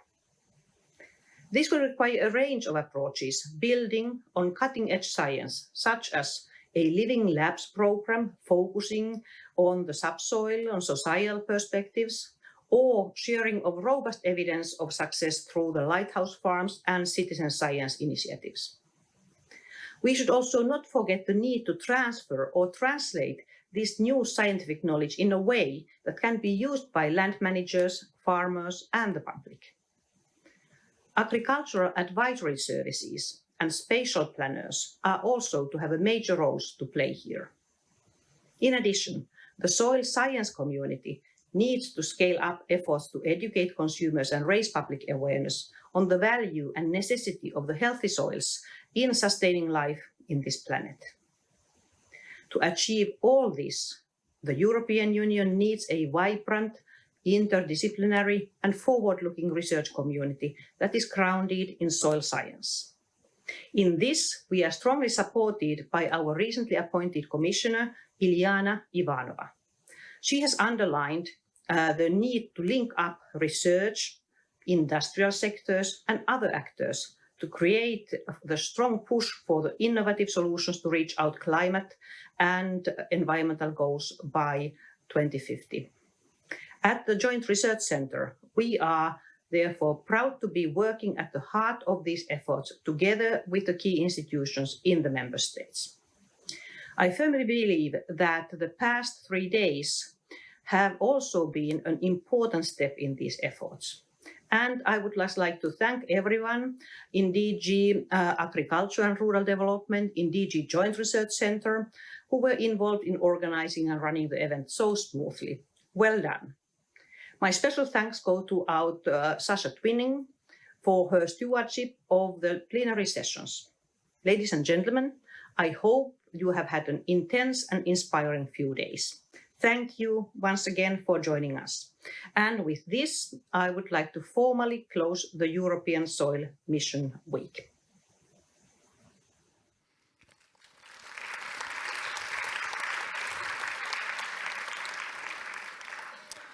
Okay, the next speaker will be Diego Cangafano, who was also here, who actually gave the prize in the photo composition. So he's Director of Quality Policy, Research and Innovation and Outreach at DG Agriculture and Rural Development. So the floor goes now to Diego. Dear President of the Spanish National Research Council, Consejo Superior de Investigaciones Científicas, dear Secretary-General of the Spanish Ministry of Agriculture, querido Fernando, dear Deputy Director-General of the Joint Research Centre, distinguished authorities, speakers and guests, dear participants on-site and online. Let me convey first of all my sincere gratitude to the Spanish Presidency and the Spanish National Research Council for hosting this first European Mission Soil Week that concludes today at the headquarters of the Consejo Superior de Investigaciones Científicas. CSIC has largely contributed to the development of soil science in Spain over decades and is the top Spanish participant in the Mission Soil projects. So thank you very much for your continuous commitment to science and soil and for the fruitful cooperation in the organization of the European Mission Soil Week. I would also like very much to thank all the more than 100 speakers, an incredible number for only 3 days, that have shared their expertise and experience in these 3 days. You made sure that many different voices on soils and how to keep them healthy or to restore were heard. This first soil mission reflects and takes on the huge high ambition and political momentum for soil health. We have been able to gather more than 300 participants on site and many more online, researchers, farmers, urban communities, citizens, policymakers. They all have contributed to present and discuss what the mission and many other initiatives are doing to deliver on concrete solutions to restore soil health by 2050, as set out in the EU soil strategy adopted in 2021. This is a huge challenge. 60% of our soils are unhealthy, and this contributes to aggravating the impact of climate change. I had the opportunity to participate in the afternoon session of the first day in Madrid, and I could witness and engage with the vibrant soil community what the mission is bringing together.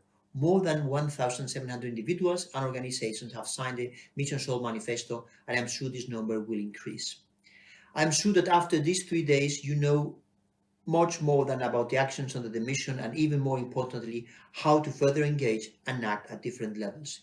The European Union has spent around €1 billion for research in soil, with more than 1,000 projects during the last 40 years.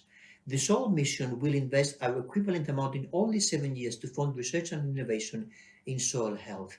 This unprecedented effort aims at accelerating the protection and restoration of soils in Europe and beyond. Upon discussion all over Europe at all levels, we have decided together that to get the needed impact on the ground, living labs and lighthouses were the right tool. Farmers know very well how variable and diverse soils are working. Working together, bottom-up, addressing a local soil challenge ensures that the solutions can be co-created and be effective and upscale eventually. The mission will fund the establishment of 100 living labs and lighthouses with more than 1,000 local testing sites across Europe. However, we expect many more to sign in the coming years. It is excellent that we have received more than 40 proposals in our 2023 call. I would like to take this opportunity to call for further collaboration with the Member States and with the private sector. The Commission has roughly estimated that the cost of sustainable soil management are between 28 and 38 billion euro per year at European level. This enormous investment cannot be addressed by public funding alone. In addition, the on-site benefits of sustainable soil management could amount from 20 to 30 billion euro per year. Therefore, new business models need to be set up, and awareness about the value of investing in soil needs to be increased. Soil health can be profitable, environmental, social, and economically. The mission is already working on business models and investments, also with the European Investment Bank, to find and discuss avenues of collaboration with the private sector, including philanthropic organizations. It's urgent to act, and I hope the European Mission Soil Week and the mission itself are acting as a knowledge-based catalyst. The upcoming proposal for our EU directive on soil monitoring and resilience is a historical opportunity to build together a solid, effective, long-lasting framework for soil health. Let's not miss this opportunity to leave healthier soils and a better planet to our next generation and a legacy. I want to conclude by thanking all the participants for their contribution and commitment. I really hope that all of you took home a new and valuable element of contact from this gathering about soils that incites you to stay committed to fostering the health of soils. And again, I want to thank the Spanish Presidency y el Consejo Superior de Investigaciones Científicas for this event. I want to conclude also with my team, thanks to my team, and I hope to see you next year in the European Soil Mission next week in 2024. Thank you very much. Muchas gracias.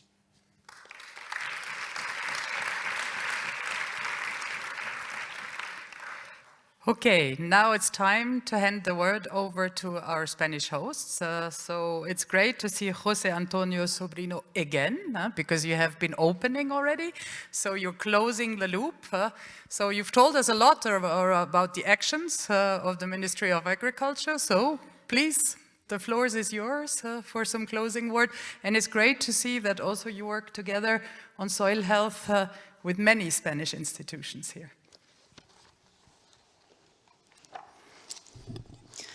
Thank you very much, Kristen. Good afternoon to you all and distinguished authorities, Vicepresidenta del CSIC, Directora General del Ministerio para la Transición Ecológica y distinguidas autoridades de la Comisión Europea. First of all, I would like to transmit warm greetings from the Secretary-General of Agriculture and Food and his apologies for not being able to be with all of you this afternoon. On behalf of the Ministry of Agriculture, Fisheries and Food, thank you to the European Commission, DG AGRI. Thank you to the Mission Soil, together with the EU-funded project PREPSOIL and the Joint Research Centre, EU Soil Observatory. Thank you to all the researchers, farmers, foresters, land managers, and many thanks to INIA-CSIC for such an excellent job in hosting this event in Madrid. You have really created a magnificent meeting scenario in line with the objectives we have set ourselves in relation to soil health in the coming years. It's an honor and a responsibility for the Ministry to have been part in this first edition of the European Mission Soil Week, raising awareness on the importance of soil health and driving action to protect and restore our soils. We see this as an event with a major impact. Healthy soils are a vital international value involving all sectors and affecting the whole population. During these days, we have had an opportunity to meet and know the soil community, as complex as rich as soil, and to learn from direct experiences the efforts of the Mission Soil and the multiple projects carried out thanks to you all. Events such as the one we're closing now has allowed us to deepen our understanding of current knowledge gaps, the challenges and needs we're facing, and the opportunities for change we have to take into account, with the opportunity to transform this knowledge into policy action and move forward together in the transition to healthy soils. Soil health is a priority in the EU's political agenda and in Spain. Our commitment is aligned with the European Commission. The main goal of the EU Mission Soil is to create 100 living labs and lighthouses to lead the transition towards healthy soils by 2030, promoting sustainable land and soil management in urban and rural areas. We believe, and thus, we must catalyze the multiplier effect of living labs on best management practices for our agricultural soils. And to this regard, we must highlight the importance of operational groups in those areas where living labs are not able to reach and use them to co-develop methods adapted to local conditions. It is of great importance to address local specific challenges and share these between countries and regions. A very good example is the PREPSOIL project, one of the first mission projects. With a remarkable regional focus to find the best adapted solutions, as we have seen in the workshops carried out in the ESA de Extremadura, the Estonia forested peat soils, and in the Don Creek watershed sand ridge in Hungary. Farmers have the earth in their hands and have to deal with common challenges such as climate change, drought, erosion, decreasing land productivity, and people abandoning rural areas. It's our role to do our best accompanying and supporting them, convincing and engaging them to improve soil health through their agricultural practices, supporting the access to the required and most advanced technology, training our sector to prevent over-fertilization, providing them with advisory services and delivering the best agricultural practices adapted to the needs of each kind of soil are also fundamental in this transition to achieving soil health by 2030. Monitoring and harmonization are key elements for the implementation of the European monitoring law. The European Soil Observatory, EUSO, is a key actor in this transcendental task, providing soil data assessment based on LUCAS for monitoring soil and policies, providing support for the soil monitoring law, the carbon removal certification, or for the CAP performance indicators. Monitoring will allow us to assess the consequences of our policies, but we must be aware at the same time it will take to see the results and importance of having a harmonized data. During the Mission Soil Week, we have witnessed the launch of the IRC Soil Carbon International Research Consortium, being able to learn how they collaborate with various initiatives to foster synergies, alignment and construction of research as the 4per1000 International Initiative, the Global Soil Partnership, or the AJP European Joint Programme. Spain, and especially the INIA-CSIC, has a proven capacity to develop research and innovation in soil as demonstrated by its success in the European Joint Programme, EGP Soil, with 25 transnational projects underway, accounting nearly 5 million euros. EJP Soil is of great strategic value for the Mission Soil as it constitutes the most relevant H2020 initiative in agricultural soil research. We're involved in supporting research and establishing networks that allow the exchange of information and collaboration between scientific communities, building true multidisciplinary networks aimed at soil characterization and soil health. But also, and very important, we have the opportunity, the obligation, of communicating to society the role of soil health in their own health and that of future generations, raising awareness of the importance of achieving soil health goals and keeping soil in good condition. We really hope that this event will become, in an annual meeting, have the opportunity to continue to learn and how to improve the motivation of the different actors that need to be actively involved in the soil health and move further into transdisciplinarity, co-creation, processes, monitoring, and harmonization. This is key to be able to reduce barriers, easing the task for the sector, and making progress in soil health. I encourage all members of the soil community to take advantage of the momentum we have created during these days, to breathe in more energy and make the most of what we have experienced in this Mission Soil Week to achieve our mission. Congratulations to you all, and thank you very much.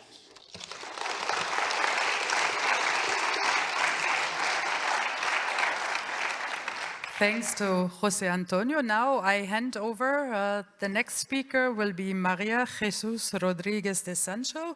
So she's the General Director for Biodiversity, Forests and Diversification of the Ministry for Ecological Transition. Very important in this process. We have talked a lot about the challenges which are linked to the topics you're responsible for. So here goes the floor to you, and it's also great to see the cooperation among the ministries. You go up? Okay. Well, good afternoon, dear participants, dear colleagues. First of all, I would like to thank the invitation to the European Commission, as well as to the rest of the stakeholders involved in the participation of this event that I consider very timely. I also want to give special thanks to the CSIC for hosting it. We believe indeed that it's a key moment for sharing and exchange the regional and local experiences and initiatives addressing the soil challenges, especially in the context of the recent publication of the Commission's proposal for a directive on soil monitoring and resilience. Healthy soils are essential for achieving climate neutrality, a clean and circular economy, and stopping desertification and land degradation. They are also essential to hold biodiversity loss. And at the same time, biodiversity is a key aspect of the soil health, recognized at both laboratory and field. The role of soil biodiversity is crucial for maintaining the health of our ecosystems and is vital to maintain farmland productivity and provide healthy food. We need to communicate this to the society to understand and aware the importance of soil. Besides the Soil Directive, the Ministry for Ecological Transition is leading the discussion of several climate and environmental EU regulatory proposals, now in a different degrees of progress, which are also very relevant to soils. As an example, we have recently reached an agreement with the European Parliament on the Nature Restoration Regulation, which is a key instrument to reach the goals of the European Green Deal. We are also finalizing the discussion with the Council of the Carbon Removal Certification Framework Regulation, hoping to be able to agree on a mandate very soon. In the case of the Soil Directive, the examination of the proposal in Council started with the Spanish Presidency, and we are devoting a significant effort to take forward this important file with the aim of having a policy debate in the Environmental Council in December. This proposal aims to fill the existing gaps in the Union's soil acquis. Filling this gap has been an European objective pursued over the years, and the Ministry for Ecological Transition has always supported it. The proposal will make it possible to establish a solid framework for soil monitoring applicable to all member states. This is key to know the state of the health of Union soils. The proposal also offers member states an opportunity to cooperate in reducing the impacts that threaten our soils and to ensure the monitoring of their condition in the long term. The implementation of the provisions of the directive will not come without effort, and therefore initiatives such as the European Mission Soil are of special relevance to help to respond to concrete soil challenges by involving all the stakeholders concerned. The work carried out, as well as the future work under the various initiatives of the European Mission Soil, will be very relevant to facilitate the understanding of the needs and the risks to which our soils are subjected, and the most suitable ways to cope with them. To reduce land degradation and to prevent erosion are among the 8 objectives of the Mission Soil. In this regard, I want to recall that the Ministry for Ecological Transition actively participates in the development of the United Nations Convention to Combat Desertification, which is the legally binding international agreement that links environment and development to sustainable land management. In the fulfillment of its duties as a party of this convention, Spain has recently approved the National Strategy to Combat Desertification. This strategy has been elaborated in cooperation with the Ministry of Agriculture, as well as the regional authorities, and with the participation of the scientific community, environmental organizations, and the general public. As has been pointed out here, to work together is essential and crucial to meet objectives.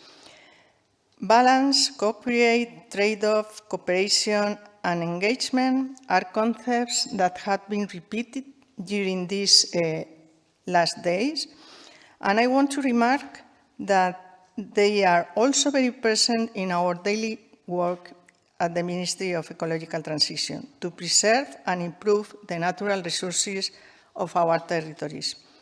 I will finish by wishing you the best for the development of all the initiatives under the Mission Soil.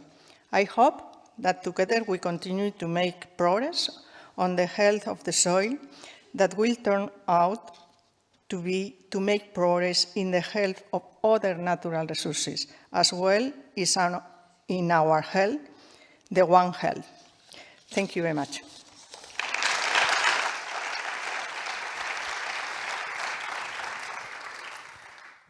Thanks very much, and also telling us that co-creation is part of your daily work, so that's great to hear. So that is also part of Spanish life.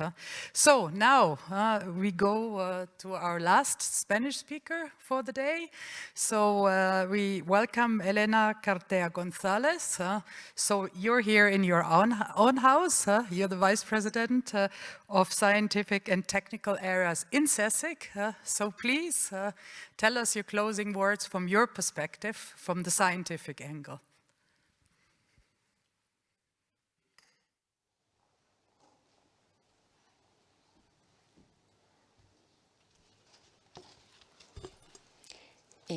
Good afternoon. On behalf of the President of CSIC, Eloisa del Pino, it's an honor to welcome you to the closing session of the European Mission Soil Week. First, I would like to greet and thank to all the participants who have joined us these days, both in person and online.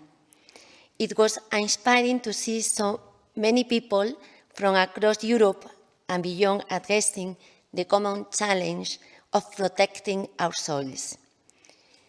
I am also grateful to our speakers in this closing event.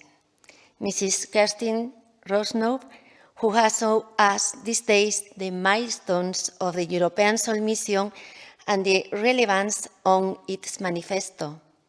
And she has demonstrated her excellent performance as Head of Research and Innovation as a mission leader. Mr. José Antonio Sobrino, of the Ministry of Agriculture, Fisheries and Food of the Spanish Plant Variety Office. María Jesús Rodríguez, Head of Biodiversity, Forest and Desertification of the Ministry for Ecological Transition and Demographic Challenge. Thank you all for joining us. My regards as well to Salas Astamoinen and Diego Kanga. For CSIC, it has been a great honor to host this event.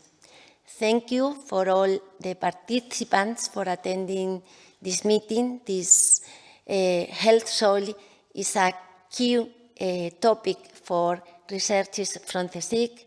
We have several groups and institutes working on this subject. Thank you to the CSIC INIA for hosting or for organizing this important meeting. We hope to have a very productive days in our science house, the CSIC. Thank you.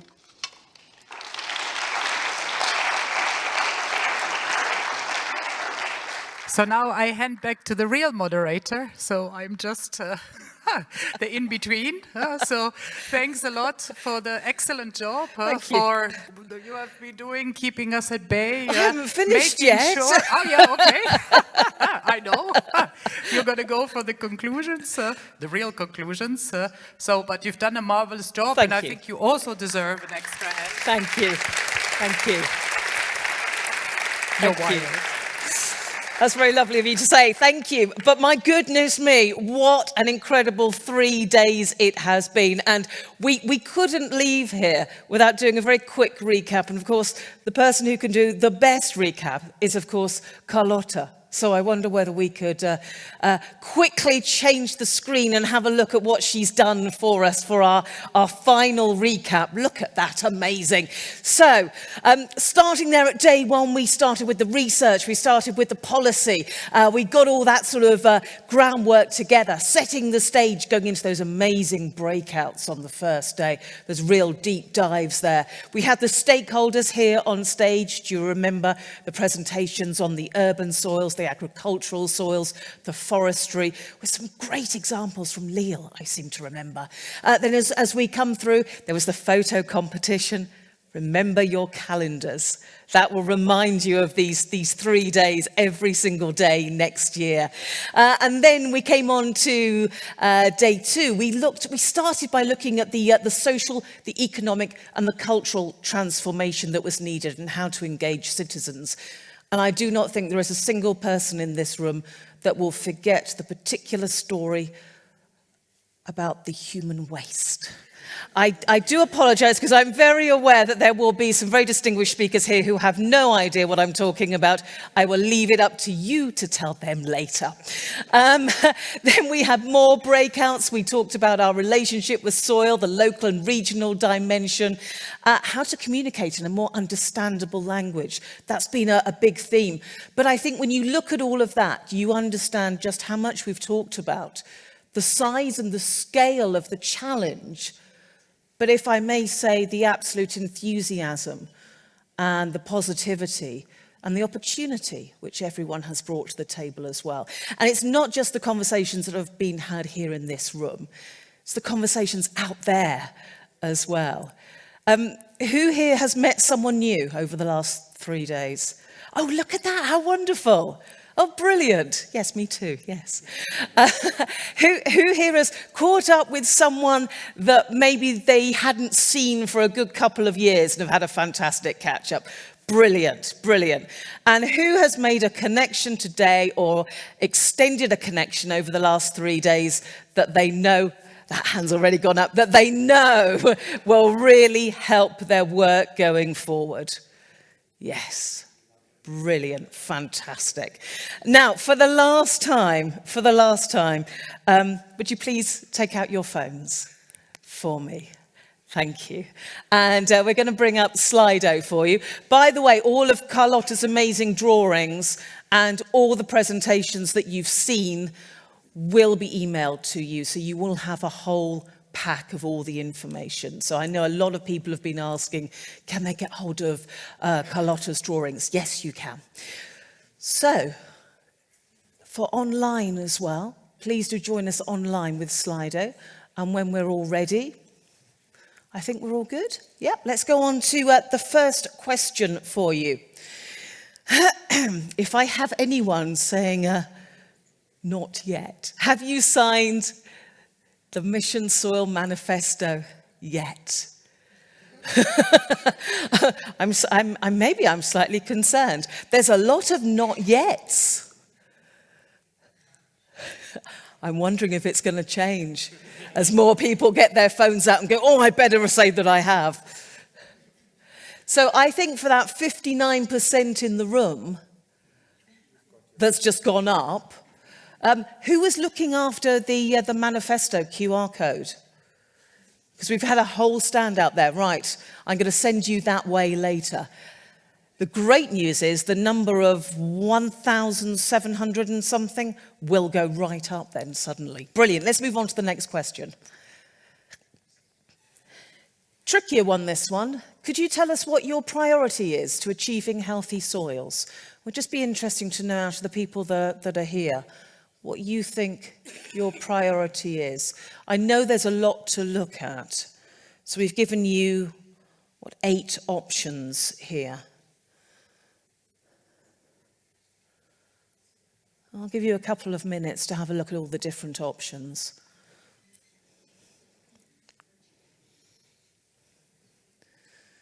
It's interesting that soil literacy, that's that central theme, is still getting up near the top there.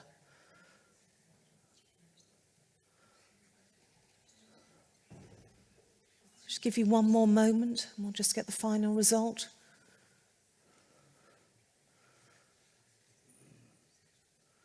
Okay, let's call it there. So, gosh, literacy has now suddenly gone right down. So improving soil structure to enhance soil habitat quality for soil biota and crops. But that literacy right up there as well. Thank you. Let's move on to the next question. This is the pledge I'd like from you, please. And we've left this as an open text Slido.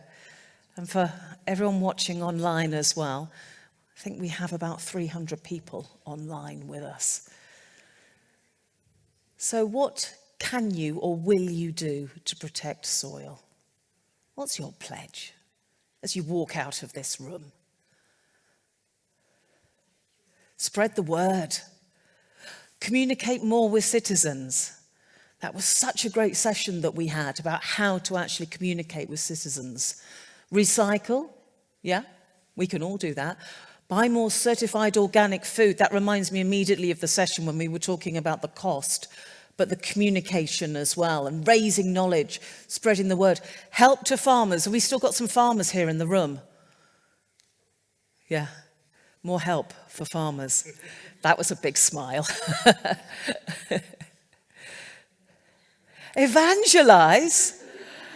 Who said evangelize? Who was that?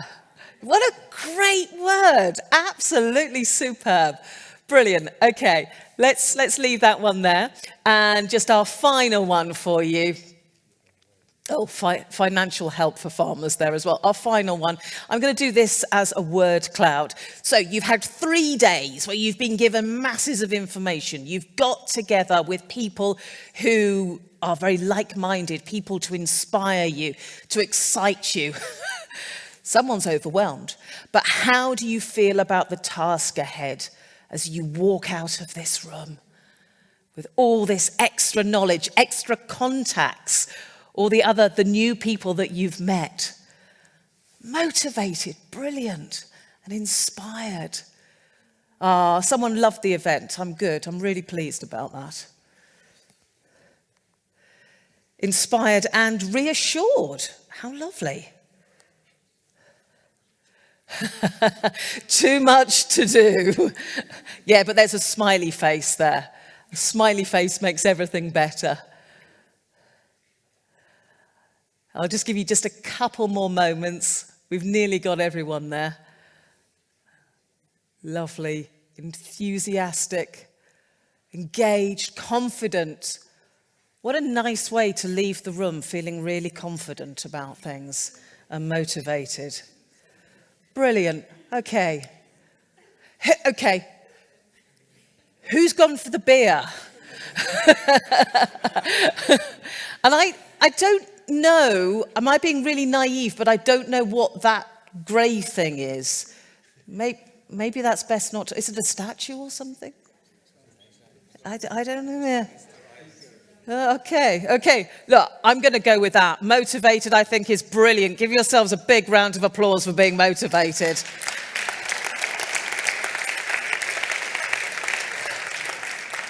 And I'm loving all the love hearts as well. Ladies and gentlemen, there are so many people to thank. Let me just start with our amazing hosts, INIA-CSIC with the Spanish Presidency of the Council of the EU. Now, the organisation, as you know, came from DG AGRI team of the Mission Secretariat and the Mission Soil Platform team, who took care of the overall organisation, and JRC, who took care of today's organisation. Huge thanks to PREPSOIL, to Orcasa, to AI for Soil, Benchmark and EJP Soil, and all the projects that have contributed to this event. And of course, to all our speakers and our stakeholders who shared so much, such engaging talks. Thank you to the technical team. Absolutely wonderful. Thank you. And of course, thank you to our amazing graphic recorder, Carlotta. Absolutely superb. And of course, thank you to you. You've been a brilliant audience. You genuinely have. I'm really pleased that you say you're motivated and you're ready to go out there feeling inspired. Someone's going for a beer and you're certainly ready and up for the challenge. Ladies and gentlemen, thank you. Final message, see you in 2024. Don't forget World Soil Day on the 5th of December. Fantastic. And there are drinks outside for you. Thank you very much. Thank you.